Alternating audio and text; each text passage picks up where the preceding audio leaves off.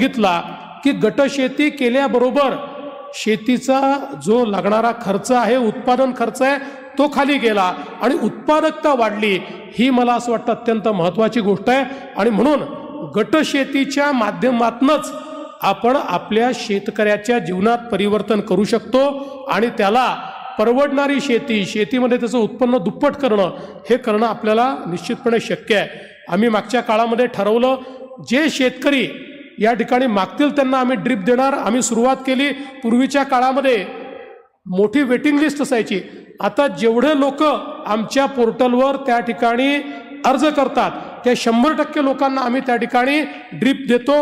आणि आता मागेल त्याला सौर कृषी पंपाची योजना आम्ही सुरू केलेली आहे. जो शेतकरी मागेल त्याला आम्ही सौर कृषी पंप त्या ठिकाणी देणार आहोत. त्याची सुरुवात केली आहे. मला सांगताना आनंद वाटतो की सौर कृषी पंप गेल्या 15 वर्षात आम्ही जेवढे लावले त्याच्या दुप्पट आम्ही गेल्या 2 वर्षामध्ये लावलेले आहेत.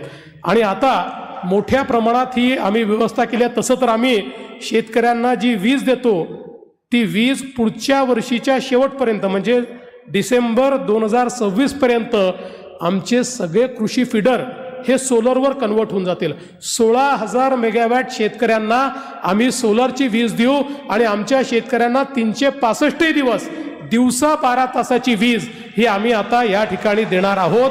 त्याची व्यवस्था आम्ही केलेली आहे.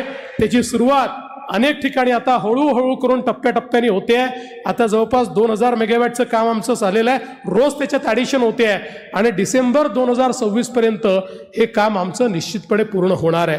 आणि म्हणून मला असं वाटतं की या सगळ्या गोष्टी ज्या आहेत, वेगवेगळ्या ज्या योजना आहेत, सरकारने खूप योजना सुरू केलेल्या आहेत.